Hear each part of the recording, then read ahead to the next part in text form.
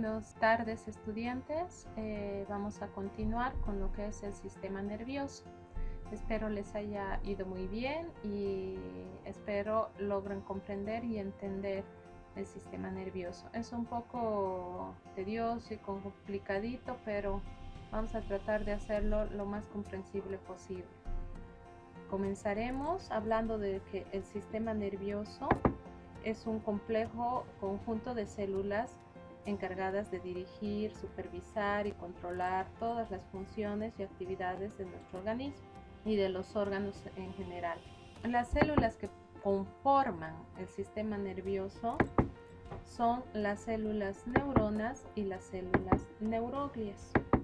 Las neuronas son estas de acá, estas dos, y las neuroglias son estas.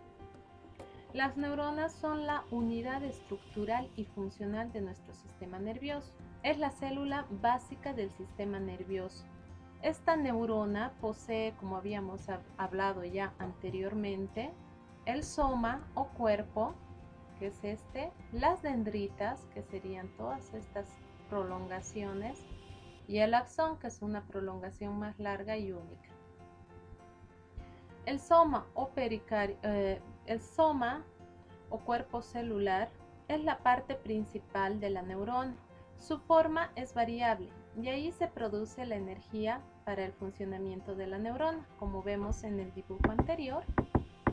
Acá, ahí se produce la energía, ¿ven? Acá. Ahí en el cuerpo se ilumina, ahí se produce la energía. Tiene un núcleo central con uno o dos nucleolos que son prominentes y un citoplasma rico en organelos, entre los que se destacan los corpúsculos de Mayr. Las dendritas, que son estas prolongaciones de acá, que salen del cuerpo, tienen la función de recibir impulsos de otras neuronas y enviarlos hasta el soma.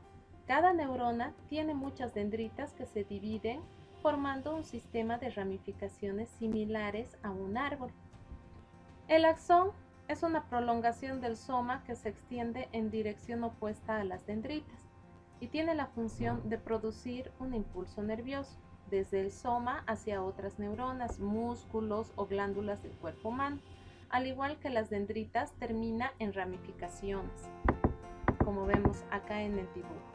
Estas ramificaciones van a ir a conectarse con las dendritas.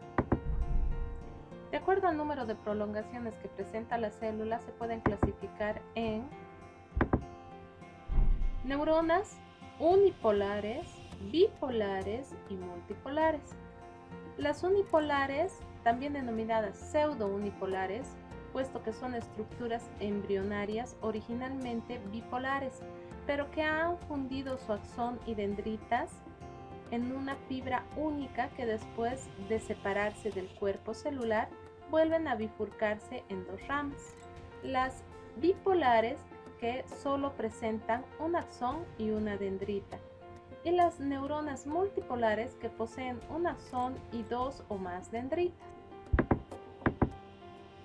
También estas neuronas pueden clasificarse de acuerdo a la dirección en que dirigen sus impulsos. Se clasifican en neuronas sensitivas, en neuronas motoras y en interneuronas. Las neuronas sensitivas transmiten impulsos desde los receptores hasta el sistema nervioso central. Las neuronas motoras transmiten impulsos desde el sistema nervioso central hasta las células efectoras. Y las interneuronas son las más abundantes y forman una red intercomunicante entre las neuronas sensitivas y las neuronas motoras. Tenemos, como anteriormente habíamos dicho, las células de sostén. Estas células de sostén están conformadas por la neuroglia y pueden ser de tres tipos: oligodendrocitos, astrocitos y células de la microglia. El tejido nervioso se halla formando parte del organismo que constituye el sistema nervioso. Este tejido nervioso se va a dividir según su forma estructural en el sistema nervioso central y en el sistema nervioso periférico. Este sistema nervioso central va a presentar o se va a subdividir en el encéfalo y la médula espinal, El encéfalo a su vez va a presentar lo que es el cerebro, el cerebelo y el tronco cerebral. Y el sistema nervioso periférico se va a subdividir en sistema somático y en sistema autónomo. El sistema nervioso somático va a estar conformado por los nervios craneales y los nervios raquídeos. Los nervios craneales son 12 pares y los nervios raquídeos son 31 pares. Y el sistema autónomo se va a clasificar a su vez en simpático, parasimpático y entérico. El sistema nervioso central. Anatómicamente, el sistema nervioso central está formado por el encéfalo, que está acá en color amarillo, y por la médula espinal, ambos compuestos por varios y millones de células especializadas que son las neuronas, dispuestas ordenadamente y comunicadas entre sí por medio de las prolongaciones denominadas axones y dendritas. Las neuronas se disponen dentro de un armazón con células no nerviosas, que son las que habíamos llamado las neuroblias. La médula espinal es parte del sistema nervioso central y se encuentra alojada en el conducto raquídeo. Su longitud es de 43 a 45 centímetros y pesa de 26 a 30 gramos más o menos. La médula se extiende desde el agujero occipital hasta la segunda vértebra lumbar. La médula espinal está formada por varias capas llamadas meninges y entre estas capas circula un líquido llamado líquido cefalorraquídeo. La médula es una vía especializada en conducir impulsos o señales desde la periferia del cuerpo hacia los órganos centrales, como el encéfalo, y de este hacia la periferia del cuerpo. Por ejemplo, la médula podría o puede originar movimientos de la marcha, o sea, al caminar, los reflejos por estímulos dolorosos, los reflejos de contracción, los reflejos que regulan vasos sanguíneos, movimientos gastrointestinales y reflejos que controlan la excreción urinaria. El bulbo raquídeo o médula oblonga se encuentra o es el ensanchamiento superior de la médula espinal. Es la porción del neuroeje comprendida entre la médula y la protuberancia, como vemos acá. Tiene la forma de un tronco de cono, con una longitud de más o menos 30 milímetros y de 6 a 7 gramos de peso. En el bulbo como en la médula espinal, la sustancia gris ocupa la parte central y la blanca la periférica. En vez de la sustancia gris medular en forma de H, se encuentra en el bulbo 4 columnas grises de cada lado, por lo cual las astas anteriores quedan decapitadas por el entrecruzamiento motor y las divide en 2 columnas. Y las astas posteriores divididas en forma análoga por el entrecruzamiento sensitivo. Las fibras arciformes atraviesan y fraccionan estas columnas en una serie de núcleos independientes que originan a los nervios craneales. La protuberancia anular o puente de Barolio es una masa nerviosa situada anteriormente, encima del bulbo raquídeo, del cual está separada por el surco bulbo protuberencial. La protuberancia anular es llamada también puente de Barolio, como ya les he dicho. La protuberancia es un órgano de conducción por el que pasan las vías sensitivas y motrices que van de la médula al cerebro y viceversa, del cerebro a la médula. Y al mismo tiempo es un centro funcional, porque sin este órgano no podríamos tener la postura en equilibrio y caeríamos. Además que interviene en las emociones y determina los fenómenos fisiológicos que las acompañan, como la aceleración del pulso, la respiración, etc. Además que interviene en las emociones. Esta protuberancia anular también va a determinar los fenómenos fisiológicos que la acompañan, como la aceleración del pulso, la respiración. El cerebelo se halla situado en la parte posterior e inferior de la cavidad craneal, detrás de la protuberancia y de los tubérculos cuadrigéminos, encima del bulbo y debajo del cerebro. Pesa más o menos 140 gramos, o sea, la octava parte del peso del cerebro. A diferencia del bulbo y la médula, la sustancia gris es periférica y la sustancia blanca es central. Las principales funciones son de refuerzo en la energía de la contracción muscular y también interviene en el mantenimiento de la postura y del equilibrio, así como también es el órgano de la coordinación de los movimientos. Hablamos también de los ventrículos. Van a existir ventrículos laterales, tercer ventrículo y cuarto ventrículo. El principal, el cuarto ventrículo, que también recibe el nombre de bulbo cerebeloso.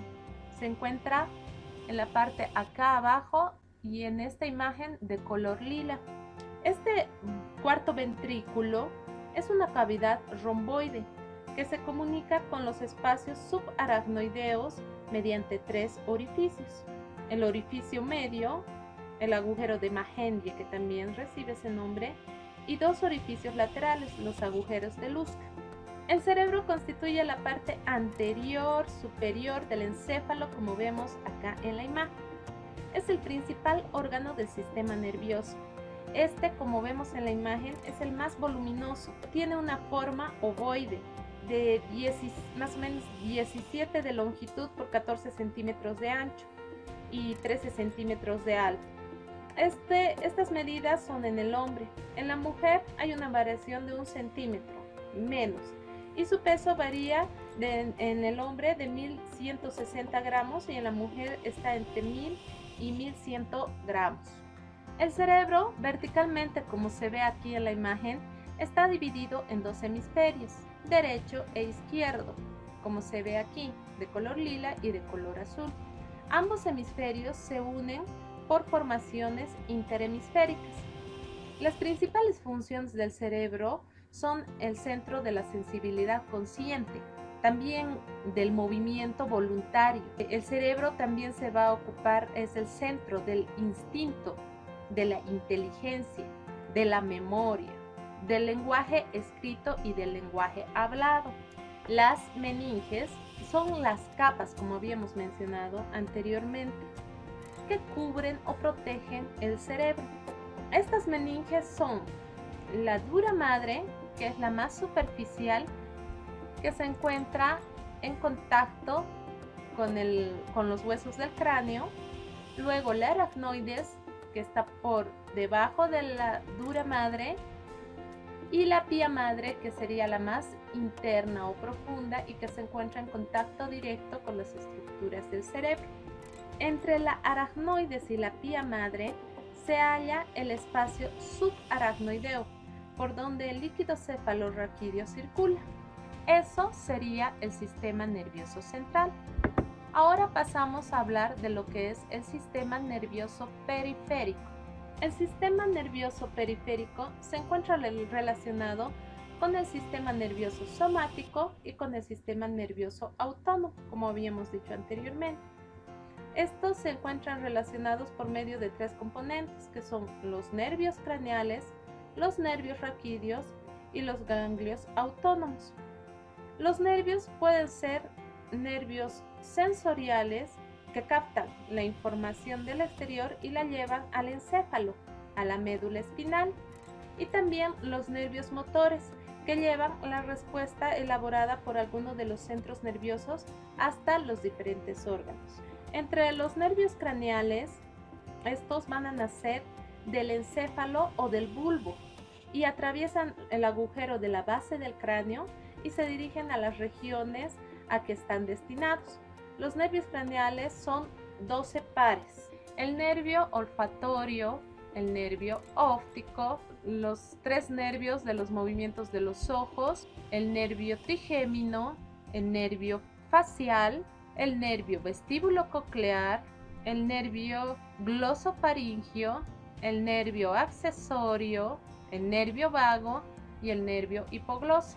También se llaman pares craneales. Y también presenta el sistema nervioso periférico los nervios que salen de la columna vertebral. Entre esos están los plexos, que son el plexo lumbar, el plexo sacro y el plexo coxígeo. De acuerdo a su estructura, hemos dicho que el sistema nervioso se divide en sistema nervioso somático y sistema nervioso autónomo. El sistema nervioso somático está formado por neuronas sensitivas que llevan la información Por ejemplo, la sensación del dolor, desde los receptores sensoriales y van a llevar hasta el sistema nervioso central, y por axones motores que conducen los impulsos a los músculos esqueléticos para permitir movimientos voluntarios como saludar con la mano o escribir. El sistema nervioso somático abarca todas las estructuras del sistema nervioso central y del sistema nervioso periférico. Estas estructuras que están encargadas de conducir la información aferente, sensitiva, consciente e inconsciente, y también de llevar la información del control motor al músculo esquelético. El sistema nervioso, el funcionamiento de los músculos, por ejemplo, obedecen a un proceso voluntario, pero no sucede lo mismo con el miocardio o con los músculos lisos de los vasos sanguíneos, ¿no ve? O con los músculos del tubo digestivo o con los músculos de la vejiga, así, etcétera. Estas vísceras que cumplen funciones de la vida vegetativa, lo mismo que las glándulas, actúan de modo independiente, eso quiere decir de modo autónomo. No obstante, está en comunicación con el sistema nervioso central. El sistema nervioso autónomo o vegetativo es entonces la parte del sistema nervioso relacionada con la regulación de las funciones de la vida vegetativa, como por ejemplo la respiración, la digestión, la circulación, excreción, etc., que no están sometidos a la voluntad.